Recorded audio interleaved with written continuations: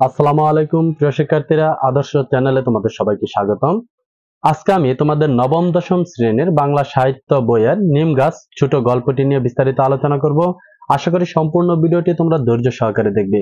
যারা আমার এই চ্যানেলে নতুন তারা অবশ্যই আমার এই চ্যানেলটি সাবস্ক্রাইব করবে, ভিডিওটিতে লাইক করবে আর বন্ধুদের কাছে অবশ্যই ভিডিওটি শেয়ার করবে। তো প্রিয় শিক্ষার্থীরা, চলো আমরা এই প্রবন্ধটি বা ছোট গল্পটি নিয়ে বিস্তারিত আলোচনা করি। প্রিয় শিক্ষার্থীরা, আমরা কি নিয়ে আলোচনা করব? আমরা আলোচনা করব তোমাদের সাহিত্য বইয়ের নিম গাছ গল্পটি নিয়ে। তো এই গল্পের লেখক হচ্ছেন বনফুল, যার প্রকৃত নাম হচ্ছে বলাইচাঁদ মুখোপাধ্যায়। তিনি জন্মগ্রহণ করেন 19শে জুলাই 1899 সালে। তিনি বিহারের পূর্ণিয়ার অন্তর্গত মনিহার গ্রামে জন্মগ্রহণ করেন এবং তিনি মৃত্যুবরণ করেন 9 ফেব্রুয়ারি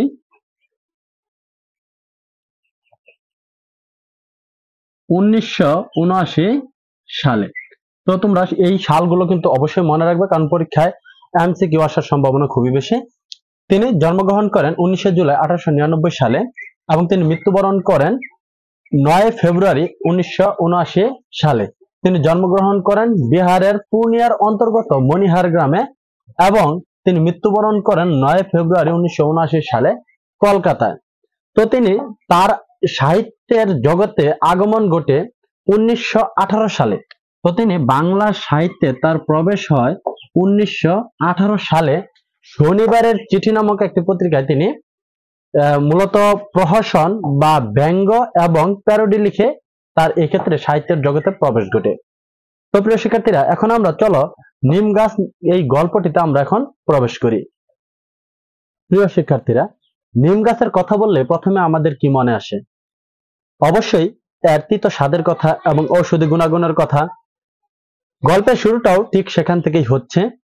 আমরা গল্পের প্রথমেই দেখতে পাবো যে কেউ নিম গাছের ছালটা ছাড়িয়ে নিয়ে সিদ্ধ করছে, কারণ এটা চর্মরোগের একটি মহৌষধ।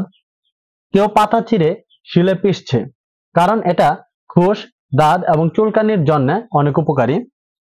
কচি পাতা অনেকে খায়, কারণ এতে করে যকৃৎ ভালো থাকে।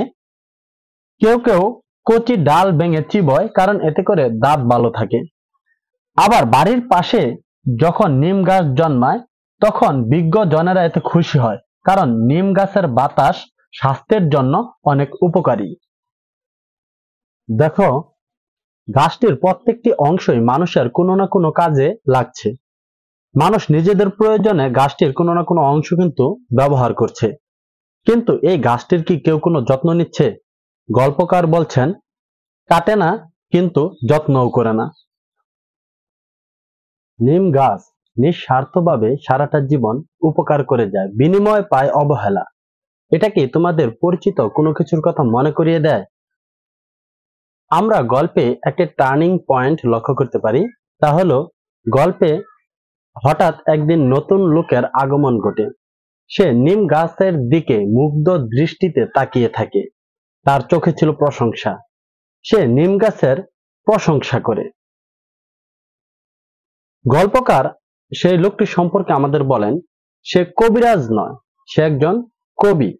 কারণ কবিরাজ গাছের উপযোগিতা দিয়ে গাছকে বিবেচনা করে, কিন্তু একজন কবি তা দেখে সৌন্দর্যের দৃষ্টিতে।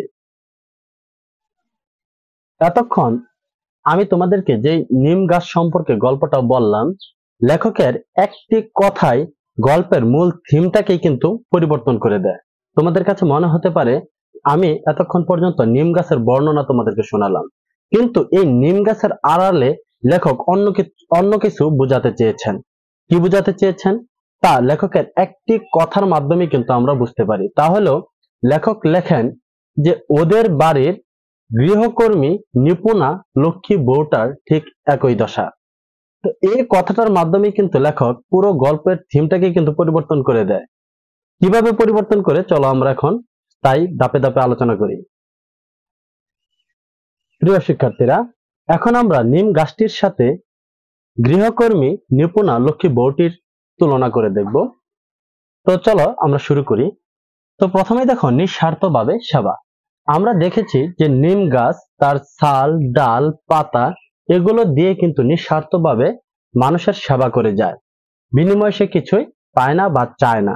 ঠিক একইভাবে গৃহকর্মী নিপুণা বউটিও সংসারের সকলের সেবা করে যায়, বিনিময়ে সে কিছু পায় না বা সে কিছু চায় না। তারপর দেখো অবহেলা। আমরা দেখেছি যে নিম গাছটি অযত্নে অবহেলায় কিন্তু বেড়ে ওঠে বাড়ির আঙিনায়, কেউ তার যত্ন নিতে চায় না। ঠিক একইভাবে গৃহকর্মী নিপুণা বউটিরও মানসিক স্বাস্থ্য বা অনুভূতির কোনো কদর নেই পরিবারের কাছে। তারপর দেখা আছে প্রশংসা। আমরা দেখেছি যে নিম গাছটির যখন প্রথম প্রশংসা করে কবি, তখন নিম গাছের মনে চায় সেই কবির সাথে চলে যেতে, কিন্তু নিম গাছটি পারে না। কেন? কারণ মাটির অনেক গভীরে তার শিকড় চলে গেছে, সে এখন চাইলেও যেতে পারবে না।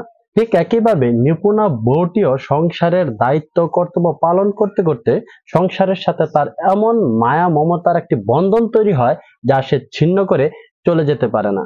তো এইভাবে কবি মূলত নিম গাছের আড়ালে মূলত গৃহকর্মী নিপুণা বউটির কে তুলে ধরেছেন। আসলে কি কবি নিপুণা বউটিকে কি আমাদের সামনে তুলে ধরতে চেয়েছেন? উত্তরটা হলো না। বনফুল বা বলাইচাঁদ মুখোপাধ্যায় আমাদের সামনে তুলে ধরতে চেয়েছেন আমাদের সমাজে সেই সকল নারীদেরকে যারা নীরবে পরিবারের সকল সদস্যদের জন্য খেটে যায় এবং নিজেদেরকে বিলিয়ে দেয়, বিনিময়ে তারা পায় অবহেলা। তো বলাইচাঁদ মুখোপাধ্যায় বা বনফুল এই একটি ছোট্ট গল্পের মাধ্যমে সমাজের একটি বিশাল সত্যকে আমাদের সামনে তুলে ধরেছেন। তো প্রিয় শিক্ষার্থীরা, আশা করি এই আলোচনাটি তোমাদের কাছে অনেক ভালো লেগেছে। আর এই যে নিম গাছ গল্পটি আছে, এটা সম্পর্কে তোমরা ভালোভাবেই বুঝতে পেরেছ। তো পরবর্তী ক্লাসে কি নিয়ে আলোচনা করা যায় তা অবশ্যই তোমরা কমেন্ট করে জানাবে। আমি সেই গদ্য পদ্য বা যাই হোক তাই নিয়ে তোমাদের সাথে আলোচনা করব। তো পরবর্তী ক্লাস দেখার জন্য আমন্ত্রণ জানিয়ে ভিডিওটি এখানে শেষ করছি। সবাই আমার এই চ্যানেলটি সাবস্ক্রাইব করবে। ধন্যবাদ সবাইকে ভিডিওটি সম্পূর্ণ দেখার জন্য।